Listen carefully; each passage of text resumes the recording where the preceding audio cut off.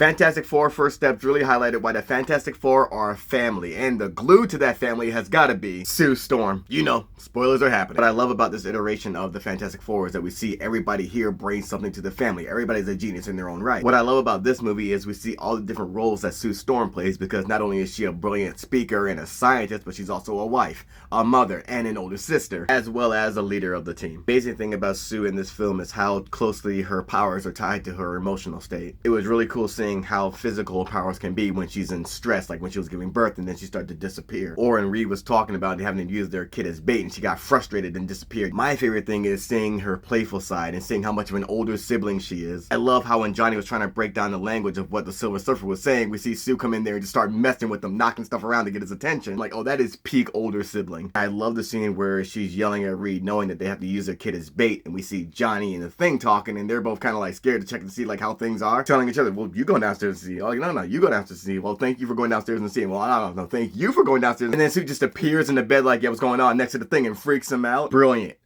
Brilliant. It was such a great look at Sue and just like how playful she can be with her powers. It reminded me of the comic book cover where she's with Miles Morales and they're both going invisible playing pranks on Peter Parker. I also enjoyed seeing like how far she could push her powers too when she was backing down Galactus, walking that big man down. This woman hit a JoJo's Bizarre Adventure lean, like she was not fucking around with this man Galactus. I love saying that, yeah, she can push her powers, but it comes with a cost because there's going to be a limit to how much her body can handle. She was probably my favorite part of the film. I loved how physical she was with her powers and innovative ways she used them, and her just playing around with them too.